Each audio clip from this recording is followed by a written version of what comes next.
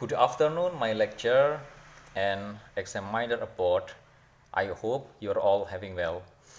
Today, I would like make a to completing my take-home exam on the speaking subject. I would like to answer for question from the university. Number one, you are invited to give a speech on the topic of how to improve public sanitation during the pandemic in front of regional leaders in your area. Number one, sanitation is behavior that is intentional to cultivate a clean life, is intended to prevent humans. Environmental sanitation departs from good personal hygiene. In this case, you must adopt a clean lifestyle, such as washing your hands with a soap uh, after going anywhere, and wear a mask when you are sick so you don't transmit the virus to others. And how to improve the quality of sanitation is pay attention to the placement of the septic tank, placing human waste and waste disposal sites not close to get clean water sources. This is done to prevent contamination of clean water from harmful bacteria found in the dirt. Number two, treat waste properly. For solid waste, try to place it away from the reach of children. Also, make sure that the trash is cleaned regularly.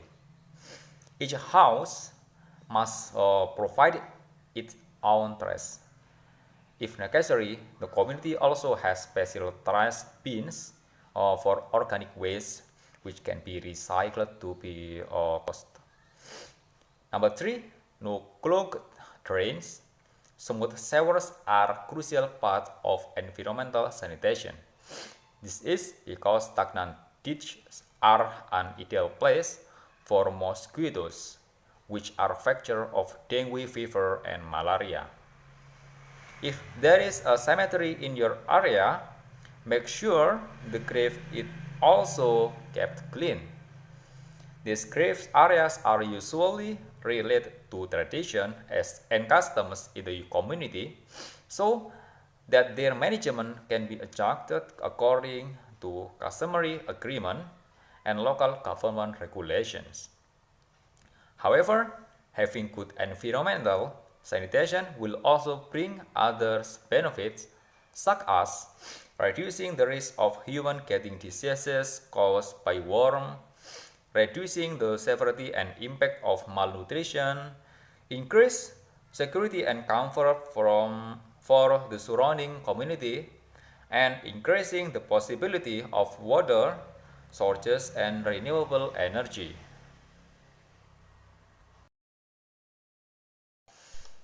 Next, I would like to answer the question number two. You are participating in a discussion on the topic of how teachers should improve their technological skills and knowledge, especially during the pandemic. You're giving your opinion on the kinds of skills that should be improved.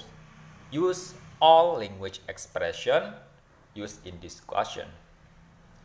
Okay, during the COVID-19 pandemic, as it is now, it requires teachers to have a new skills, teaching and learning process.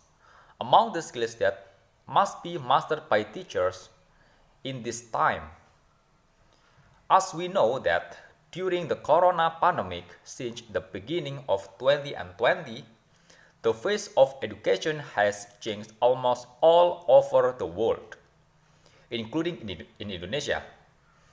Learning that initially could be carried out face-to-face had to be stopped temporarily to avoid the risk of transmitting the deadly virus. Instead of the face-to-face schools, most schools institutions implement online meetings. Teachers who had never previously had contact with the world of online class technology were forced to start learning about it. This certainly requires teachers to have new skills during the pandemic. Several technologies are familiar as learning media during a pandemic like a Zoom and Google Classroom and so on. And what must the teachers learning about the new technology in the pandemic? Number one, understanding online media. Learning remotely or online will certainly involve a lot of online media such as WhatsApp and the like. Therefore, teachers must start studying the use of online media, which can make it easier for them to carry out their profession. Number two, manage online class. In addition, teachers are also required to have the skills to manage online class. Teacher must have a strategy for how to make online class work effectively. When teaching face-to-face, the teacher may already have a lot of experience so they can master the class well. However, can a teacher master classes conducted online? So, teacher apply learning methods in online class need to be considered carefully. How the teachers have to take attendance when the classes are conducted online. And number three, presenting interactive material. Learning online and remotely make it possible for the teachers to directly monitor what students are doing during the class. It could be that when class is in progress, students are not paying attention to the material or even sleeping. I think that's all from the question number 2. Next, I would like to answer the question number 3. You are participating in a panel discussion about how to enhance body positivity, especially for teenagers. You may choose your role in the panel discussion as a nutritionist, psychologist, or parents. Present your opinion based on the role you chose. Use all language expression used in this panel discussion. Okay, in carrying out our daily routine, we will often encounter obstacles that can hinder our productivity. As students, learning activities at school and at home are one of the routines that must be carried out. However, even though studying has become a routine that every student must do, there are times when they will feel bored and lazy. The main cause of this feeling of laziness is due to the negative mindset that has succeeded in controlling students' thinking. Therefore, on this occasion, we will discuss and provide several ways to build a positive mindset for students in learning. Some people think that changing the mindset of our mindset is so difficult. Yes, even though changing the mindset is difficult, it doesn't mean it can't be changed. However, how? Growth mindset is an individual's view of themselves, their environment, and how they see the world. With this growth mindset, students will find easier to adapt to situations and conditions they are facing, such as facing development in the world of education, technology and communication, which will grow and change in the future. In addition, someone who has growth a mindset has the potential within him to provide and create opportunities for himself to be able to grow more optimally according to these life goals. Developments during childhood and how to care for parents and teachers in giving appreciation to each student in undergoing the process teaching and learning activities in the classroom and shape a child's growth mindset. One example of the situation that can be used as a lesson by parents or teachers is for example is dealing with a problem. For example, when your child is facing difficult problem and they have difficulty finding a solution, then as a teacher or parent you can respond by responding, okay, that problem is difficult to solve. It's not a big problem. When to face it together, by providing a positive mindset, children can be more confident in their ability to solve a problem. And I'm, as a parent, I have a lot of experience, and I have to share my experience to you all, the parents, in this discussion. I hope you are all can accept my experience in a second, and thank you for your attention. Okay, the last number I would like to answer to question number 4. You're participating in a debate on the topic of whether or not the coronavirus vaccine should be free for all Indonesian.